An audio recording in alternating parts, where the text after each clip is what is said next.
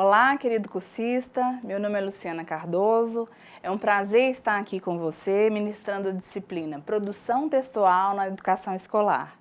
Eu sou graduada em Letras e Pedagogia pela Universidade Estadual de Montes Claros, pós-graduada em Tecnologias em Educação pela PUC e Linguística Aplicada pela FUNORTE. Eu também sou mestra em Letras aqui pela Universidade Estadual de Montes Claros.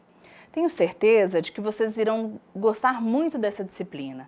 Ela é muito importante porque vai tratar de temáticas que fazem parte do cotidiano de cada um de vocês, propiciando um contato inicial com as normas, gêneros e estruturas dos textos oficiais. Vamos então saber quais são os objetivos dessa disciplina e como ela está organizada? Bem, a disciplina visa propiciar a ampliação das habilidades de leitura e escrita, buscando incentivar o potencial criativo de cada um de vocês na produção de documentos relacionados ao ambiente de trabalho. Esses conhecimentos lhes darão maior competência pessoal, profissional e social, para que, de fato, você seja protagonista de uma educação transformadora. Sei que conciliar trabalho, família e estudos é um grande desafio, não é mesmo? Principalmente para nós, mulheres. Mas essa é uma oportunidade única, que não deve ser jogada fora, pois pode resultar em um melhor futuro profissional para cada um de vocês. O conteúdo programático da nossa disciplina está organizado em 5 diferentes unidades que apresentam, de uma forma simples e gradual, as informações básicas para se iniciar a produção de textos oficiais. Mas atenção! A simples memorização das regras não é suficiente para que você escreva bons textos. É preciso apropriar-se dos conhecimentos. É necessário exercitar a leitura e a escrita. A unidade 1 aborda o texto como registro de experiências pessoais e apresenta as qualidades de um bom texto, como clareza, coerência, precisão, concisão, coesão, objetividade e criatividade. As unidades 2, 3 e 4 estão voltadas para as comunicações oficiais relacionadas à rotina escolar, tais como ofícios, requerimentos, atas, circulares, relatórios, dentre outros.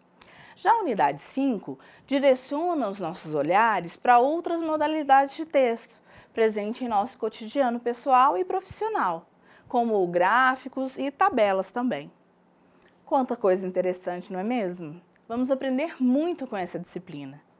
E para ter um bom aproveitamento, é fundamental que você disponibilize um tempo para os estudos, que leia com atenção e com criticidade todo o caderno didático, que participe dos encontros presenciais e das discussões na sala virtual e que realize também as atividades propostas, os pratiques, memoriais, seminário, dentre outras coisas. Além disso, eu vou te dar algumas dicas de estudo e leitura. Anote aí! Primeiro, procure um lugar claro e tranquilo para fazer suas leituras. Lugares escuros e barulhentos dificultam a nossa concentração e aumentam o nosso cansaço. Segundo, concentre-se. Deixe de lado todo o resto, principalmente a televisão e o celular.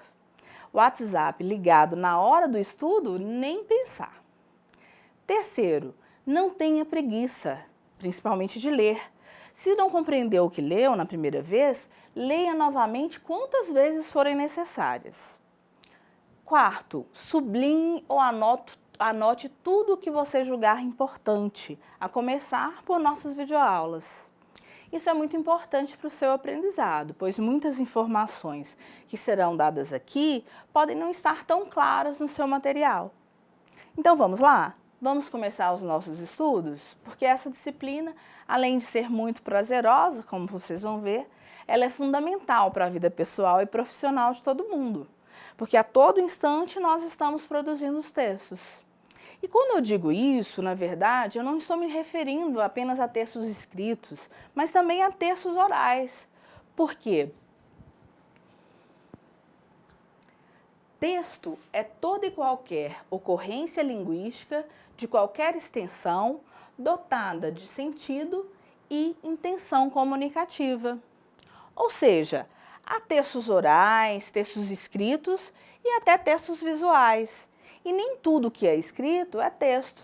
Pode ser apenas uma sequência de palavras. Para ser texto, ele precisa apresentar uma série de características que faz com que um texto seja um texto e não apenas uma sequência de frases. Porém, nessa nossa disciplina, o nosso foco será o texto escrito. Vocês terão a oportunidade de conhecer alguns gêneros textuais, aprender algumas normas e estruturas da chamada redação oficial. Eu espero poder ajudá-los a produzir textos melhores e mais eficazes. Mas atenção, eu não tenho uma receita milagrosa para fazer você escrever bem, mesmo porque ela não existe. Isso, na verdade, vai depender mais de você do que de mim. Eu vou mostrar o caminho, mas quem vai optar por trilhar ou não é você, ok? Bem, para começar, eu vou dar então 2 dicas para se escrever bem. A primeira é ler muito. A leitura, ela enriquece a nossa vida, amplia o vocabulário, fortalece o nosso repertório argumentativo, exercita a criatividade, traz novas experiências, ou seja, ela abre a nossa mente. Por isso, quem escreve bem, geralmente, é um bom leitor. A segunda dica para se escrever bem é praticar. Você só vai aprender a escrever se praticar a escrita. Diários, cartas pessoais, memoriais auxiliam bastante no desenvolvimento da escrita.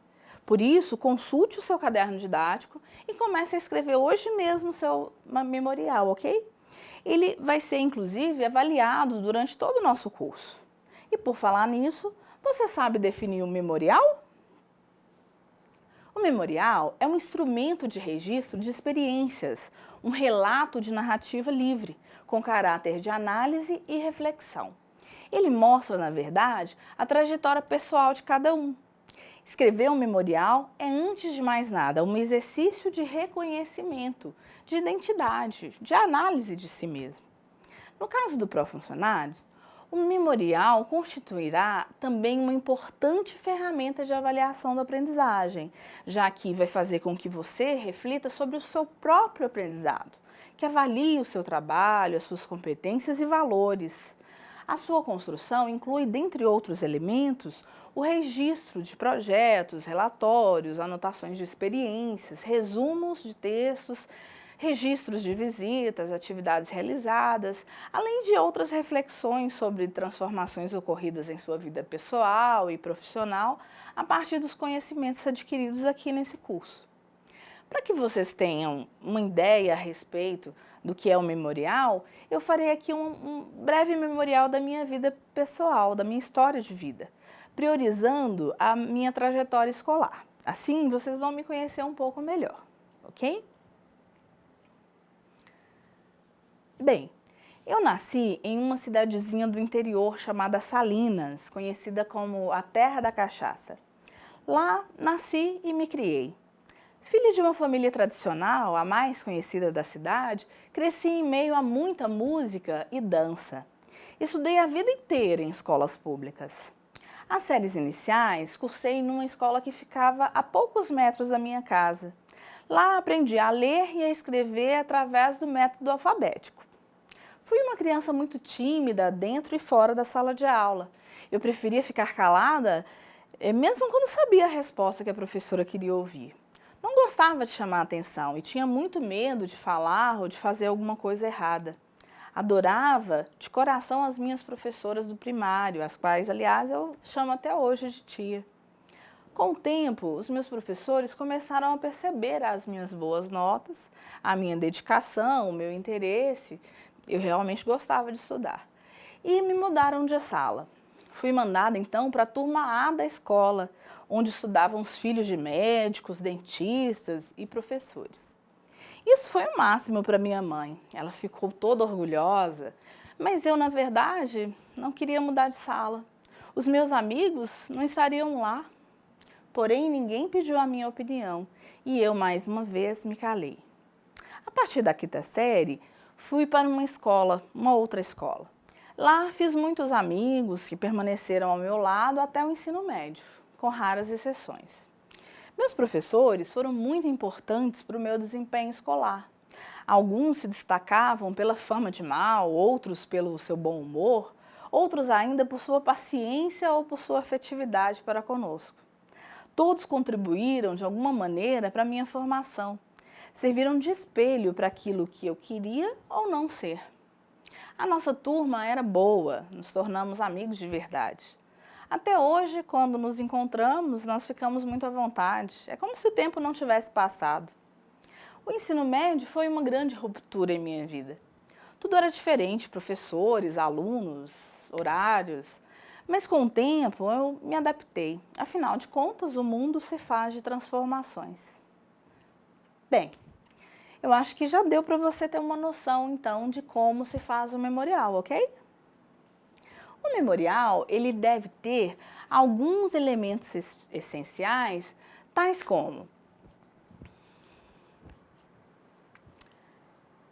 capa com identificação da instituição, do curso, título do trabalho, nome do aluno, local e data, sumário, introdução, corpo do memorial e conclusão.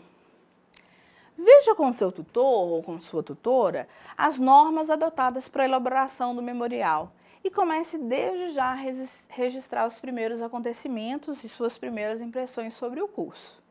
Além do memorial, outros gêneros textuais também fazem parte da nossa rotina escolar, não é verdade? A carta, por exemplo. Você sabia que ela foi o primeiro instrumento oficial de comunicação? Desde o surgimento da escrita, as pessoas escrevem cartas para informar acontecimentos e para fazer solicitações. Ela pode ser uma correspondência pessoal ou oficial. A Carta de Descobrimento do Brasil, por exemplo, foi a forma utilizada por Pero Vaz de Caminha para avisar o rei de Portugal das descobertas de um novo país, o nosso aqui. No princípio, os letrados eles eram muito poucos e, por isso, muitos deles ocupavam posições de prestígio junto a reis, governadores e oficiais de guerra, como é o caso do próprio Pero Vaz de Caminha. Essas pessoas elas eram responsáveis pelo registro das sessões formais, das audiências e também pela escrita da correspondência. Vejamos, então, alguns trechos dessa carta que é considerada a certidão de nascimento no nosso país. Vamos lá.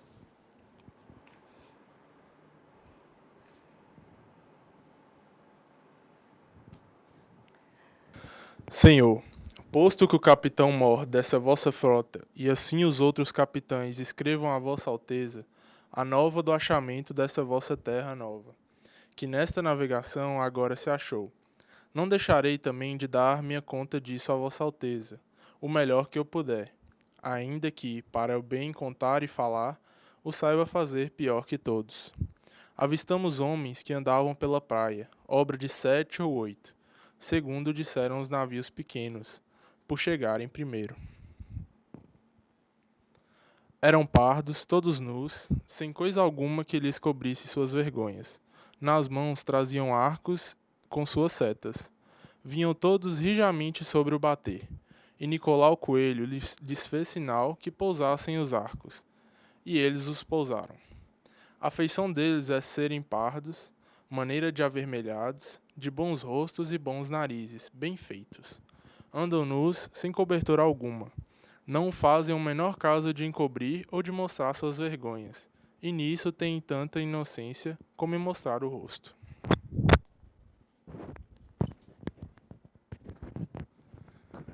E em tal maneira é graciosa que, querendo aproveitar, dar-se-á nela tudo, por bem das águas que tem.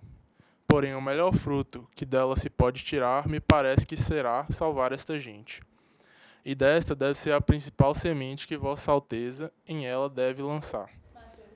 E em tal maneira é graciosa que, querendo aproveitar, dar-se-á nela tudo, por bem das águas que tem. Porém, o melhor fruto que dela se pode tirar, me parece que será salvar essa gente. E essa deve ser a principal semente que Vossa Alteza em ela deve lançar. E nesta maneira, Senhor, dou aqui a Vossa Alteza conta do que nesta terra vi. Beijo as mãos de Vossa Alteza, deste porto seguro, da vossa ilha de Vera Cruz, hoje, sexta-feira, 1º dia de maio de 1500. Pedro Vaz de Caminha.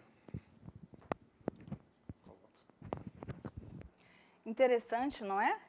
A Carta do Descobrimento do Brasil tem um grande diferencial devido à sua característica poética. Se você ficou curioso para ler a carta completa que marca o nascimento do nosso país, acesse a nossa sala virtual. Ela encontra-se lá disponível para você. Assim, as primeiras cartas se mantiveram restritas a assuntos oficiais, mas com a popularização da leitura e da escrita, a produção de cartas tornou-se mais acessível. A carta passou então a portar todo tipo de informação, tornando-se um poderoso veículo nas comunicações sociais, especialmente a longa distância. A diferença entre as cartas oficiais e as cartas pessoais é principalmente o grau de formalidade apresentado. Em relação ao serviço público, a carta assume funções e nomenclaturas diferenciadas. O termo ofício é utilizado para comunicações externas e memorando para comunicações internas. Esse tipo de carta inclui toda espécie de documentos ligados a transações comerciais, industriais, financeiras e profissionais. Serve para informar, solicitar, requerer, encaminhar e convidar. O ofício, por exemplo, é um documento de uso exclusivo de órgãos públicos, uma vez que os assuntos tratados nesse documento são sempre oficiais. As instituições ou empresas particulares não podem redigir ofícios. Elas fazem uso da carta comercial para comunicarem-se com outras instituições. O ofício é um documento muito utilizado para fazer aí as solicitações, os requerimentos ou prestar informações, como dissemos anteriormente. Por ser um documento oficial, diferentemente de outros tipos de texto, seu princípio fundamental é a eficácia. Assim, requer uma linguagem clara e objetiva. A forma de tratamento utilizada deve ser adequada ao cargo ocupado pelo destinatário, usando-se os pronomes de acordo com as normas recomendadas e abreviando-os, inclusive. Por falar nisso, você se lembra dos pronomes de tratamento? Sabe quais são eles e quando deve utilizá-los? Não? Então façamos uma breve revisão. Vamos lá.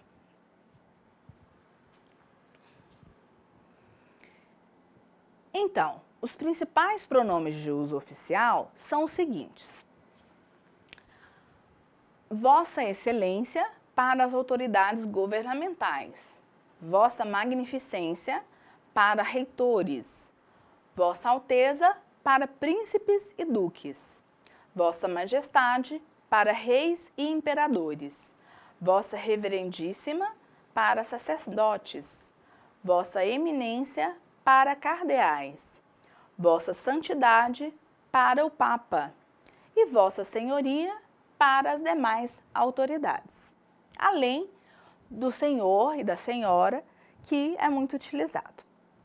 E agora, você consegue utilizar corretamente os pronomes de tratamento? Havendo dúvidas, é só consultar a gramática, ok? Voltemos então ao ofício, que é o documento que, como dissemos, exige formalidade e segue uma estrutura pré-estabelecida. Vejamos então como é a sua estrutura. Bem, o ofício deve conter o timbre da instituição. Nesse caso, suprimimos o timbre da instituição para preservar a sua identidade. A numeração sequencial do documento, nesse caso 0001, o ano, que no exemplo citado 2010, e a identificação do setor que emite o documento, identificado pela sigla SETO. O local e a data, Palmas, 8 de agosto de 2010. O destinatário, Senhora Joana Silva. O vocativo, Prezada Senhora. O texto, nesse caso, o texto é: solicito-lhe a gentileza de encaminhar com possível brevidade a relação dos funcionários que gozarão férias no próximo mês. O fechamento, nesse caso, o atenciosamente, que serve aí para dar o término ao documento. E a assinatura, Laura Pereira. Uma informação importante é que cada ofício deve conter um único assunto. A numeração desse ofício também, ela recomeça a cada ano e é contínua. requerimento é também um tipo de ofício, um pedido dirigido a uma autoridade do serviço público, no qual se solicita algo. Férias, benefícios, pagamentos retroativos, dentre outras coisas. Em geral, as secretarias de educação, como os demais órgãos públicos, disponibilizam formulários padronizados para esse fim. Esses formulários já apresentam os campos de informações essenciais, impressos para que o funcionário apenas preencha, com os dados pessoais, o objeto da solicitação. Caso a sua escola ou setor em que você trabalha não possua um modelo, você mesmo pode elaborar, ok? Para isso, é necessário saber que a solicitação deverá ser escrita em papel A4 ou ofício, podendo ser datilografada ou digitada. Em caso de ser manuscrito, o papel deverá ser pautado. Vamos ver um modelo de requerimento, então?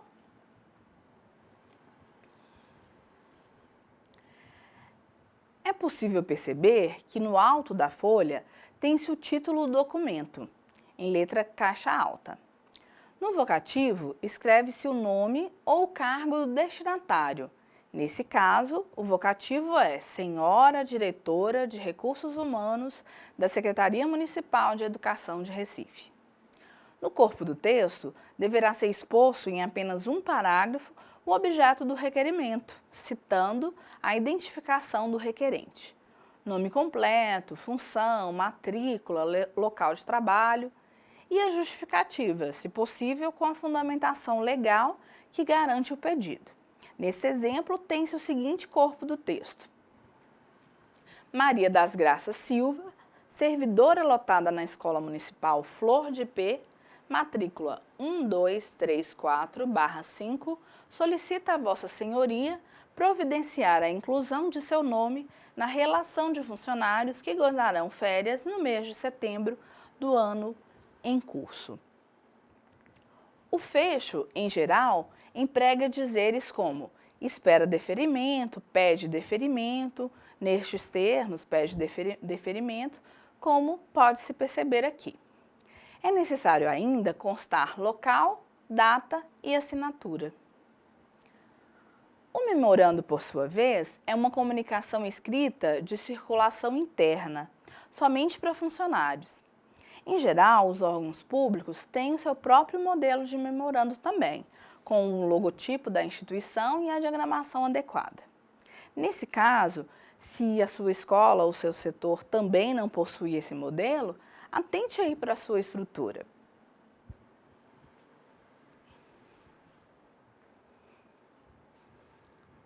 Como se pode perceber, o destinatário deve ser mencionado pelo cargo que ocupa. Nesse exemplo, o destinatário é a diretora do departamento financeiro. E o campo assunto deve ser uma síntese do que se pretende expor no corpo do documento. Aqui o assunto é pagamentos retroativos de benefícios. Por ser um documento sintético, deve-se tratar de um só assunto em cada memorando. O texto, como os demais elementos, não pode ser extenso. Deve apresentar seu conteúdo precisa e objetivamente. É importante você saber que no setor público, quando é necessário fazer uma comunicação endereçada a várias pessoas, utiliza-se a circular. A circular é reproduzida em vias ou cópias de igual teor, podendo transmitir avisos, ordens, instruções, convites, e o endereçamento é feito apenas no envelope. A estrutura de uma circular é bem semelhante ao do memorando. Vejamos então um exemplo.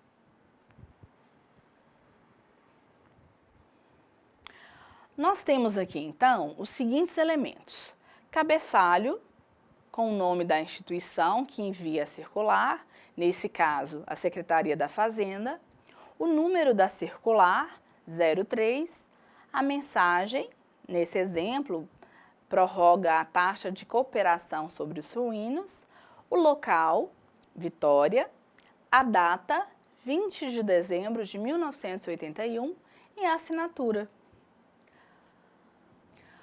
Com o avanço tecnológico e o surgimento das novas tecnologias de informação e comunicação, as comunicações oficiais também sofreram alterações.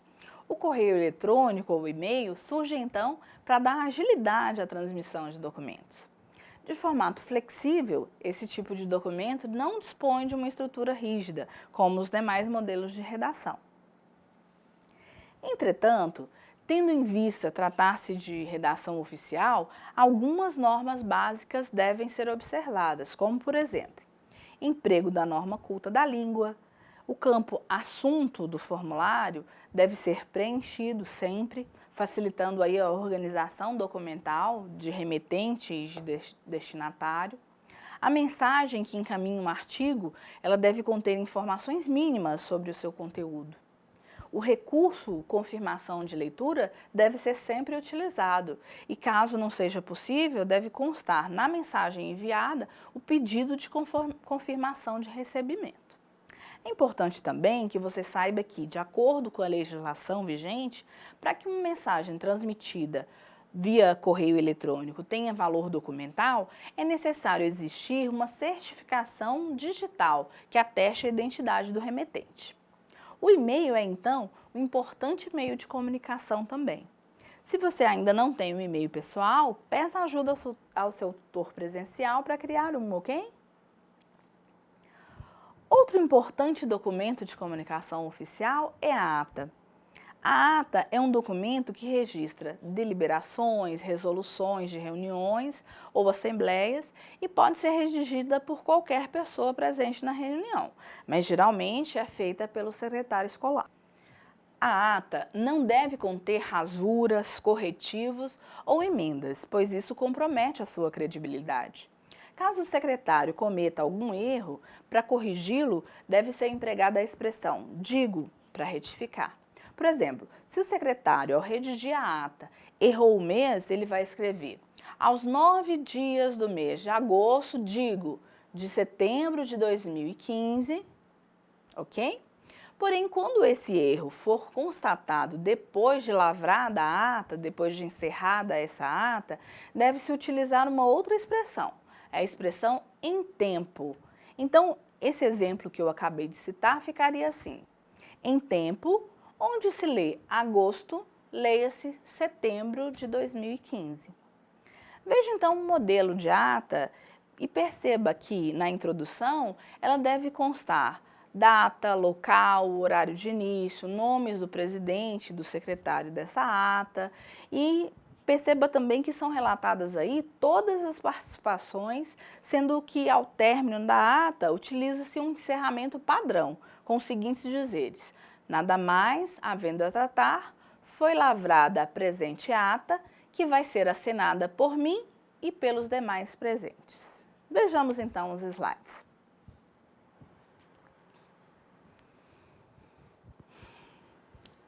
Ata da 5ª sessão ordinária do Conselho Escolar da Escola Municipal Paulo Freire. Aos 12 dias do mês de junho de 2000, com início às 19h30, na sala dos professores da Escola Municipal Paulo Freire, situada na Alameda Primavera, número 13, Guripi, realizou-se sessão ordinária do Conselho Escolar. A sessão foi presidida pelo senhor Luiz da Silva, tendo como secretária a senhora Cecília Pereira. Contou com a participação de representantes de todos os segmentos da comunidade escolar. Inicialmente, o presidente declarou aberta a sessão, propondo a dispensa da leitura da ata da sessão anterior, que foi considerada aprovada. Em seguida, o presidente solicitou à secretária que anunciasse a ordem do dia, providências administrativas em relação à formatura dos alunos da 8ª série. A senhora Fátima de Souza, representante do segmento de pais, manifestou preocupação em relação aos alunos que estiverem em recuperação no período da formatura. A diretora esclareceu que os alunos da 8ª série encerrarão o ano e farão umas recuperações junto aos demais estudantes da escola e que a direção pensava em oferecer um coquetel no encerramento do ano, ocasião em que os alunos receberão o histórico escolar. A data deverá ser escolhida nessa reunião. Após ouvir diversas opiniões e sugestões, o presidente solicitou que fossem votados 2 itens: a escolha da data e se a entrega dos históricos teria a presença dos pais, com homenagem a alguns professores. Debatidas as ideias apresentadas, o presidente encaminhou a votação. O resultado foi o seguinte: com 8 votos favoráveis e 3 contra, foi aprovada a realização de cerimônia formal para entrega dos históricos escolares, com oferecimento de um coquetel. Em seguida, foram discutidas as datas sugeridas para a realização do evento. Com 9 favoráveis e 2 contrários, foi escolhido o dia 13 de dezembro, às 20 horas. Nada mais havendo a tratar, foi lavrada a presente ata, que vai assinada por mim, Cecília Pereira, pelo presidente da reunião, Luiz da Silva, e pelos demais conselheiros. Quanta informação, não é mesmo? Espero que vocês não tenham muitas dúvidas, mas caso elas surjam, não se preocupem. Basta acessar na nossa sala virtual que eu e os tutores à distância estaremos à disposição para saná-las. Falaremos agora sobre a elaboração de relatórios. Os relatórios são documentos de características técnicas que apresentam informações, descreve e analisa fatos, investigações com o objetivo de orientar as decisões a serem tomadas, facilitando assim o gerenciamento de ações. Há diversos tipos de relatórios: relatórios parciais, finais, periódicos, de rotina, de pesquisa, científicos, técnicos, administrativos, individuais ou coletivos. Normalmente, a modalidade de redação utilizada é a descritiva, narrativa, pois envolve descrição de objetos, fatos ou ocorrências, ou narrativa, apresentando apenas o relato de fatos ou ocorrências. Eventualmente, o relatório também pode ser dissertativo, contendo assim a explanação didática e a argumentação. A produção de um relatório também deve atender a uma estrutura básica, que passaremos a analisar agora.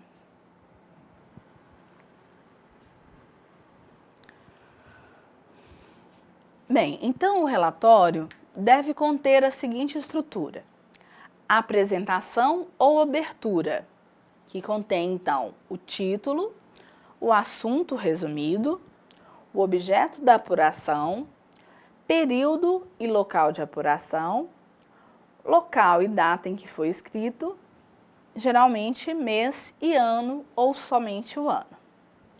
A introdução, onde declara-se no primeiro parágrafo do texto o propósito do relatório e, inclusive, é preciso atentar para as seguintes questões: o que está sendo relatado, a pedido de quem está sendo relatado, a autoridade que determinou essa investigação, quem é a pessoa incumbida da investigação, por que e para quê, ou seja, qual o objetivo do trabalho, como a ação foi elaborada, qual o método utilizado. Em terceiro lugar, o desenvolvimento, onde consta aí uma exposição detalhada dos procedimentos realizados e dos fatos apurados ou ocorridos. Geralmente, é dividido aí em tópicos específicos, indicando datas, locais, metodologia adotada, pessoas, equipamentos envolvidos, apreciação técnica, que consiste no julgamento dos fatos ou nas considerações sobre os eventos observados, a conclusão, que contém aí as considerações finais a respeito da tarefa, como, por exemplo, se essa tarefa é ou não procedente, se é cabível, clara, ordenada ou não, as recomendações de providências cabíveis ou sugestões. Temos também o fecho, que utiliza expressões como respeitosamente ou atenciosamente, o espaço para assinatura, com o nome do autor, cargo ou função, e, por fim, os anexos, quando houver, que vai contemplar tabelas, dados estatísticos, gráficos, ilustrações, fotos, mapas, documentos e informações complementares, referências bibliográficas, quando houver também. Vejamos então um modelo de relatório para ficar mais claro para vocês. Secretaria de Estado de Educação, Escola Municipal Paulo Freire. Título: Relatório sobre a implantação do projeto de alfabetização de jovens e adultos. Assunto: análise da oferta de vagas para o projeto. Evento: reunião entre alunos, professores e direção. Data: 20/4/2010. Local: Escola Municipal Paulo Freire. Em 25 de abril de 2010. Senhora Diretora da Escola Municipal Paulo Freire. Este relatório tem por objetivo oferecer subsídios para avaliar a possibilidade de aumento na oferta de vagas para o projeto de alfabetização de jovens e adultos. Diante da incumbência de preparar minuta de ato para a implementação do referido projeto, analisei os atos que regulam a oferta de vagas, bem como as estratégias de ensino e os mapas de matrícula, antes de entrar em contato com os alunos e professores que atuam no projeto, nessa unidade de ensino. A reunião foi realizada no pátio da escola, no dia 20 de abril de 2002, com início às 19 horas e encerramento às 21h30. Os alunos fizeram um breve relato sobre o funcionamento do projeto, desde o acesso até os procedimentos de ensino e avaliação. Os alunos alegaram o pequeno número de vagas em relação ao número de jovens e adultos analfabetos existentes na comunidade. Os professores relataram a escassez de material didático e de suporte pedagógico para uma boa atuação. Devido à ausência de uma lista de espera e à não realização de uma pesquisa na comunidade, não é possível diagnosticar a necessidade de abertura de mais vagas. Entretanto, foi possível constatar a escassez de material didático para o trabalho dos professores, bem como a ausência de apoio pedagógico e de estratégias diferenciadas de ensino, voltadas ao público de jovens e adultos. Diante do exposto, sugiro que seja realizada uma pesquisa na comunidade escolar para identificar o quantitativo de jovens e adultos analfabetos, verificando a real necessidade de abertura de mais vagas para o projeto.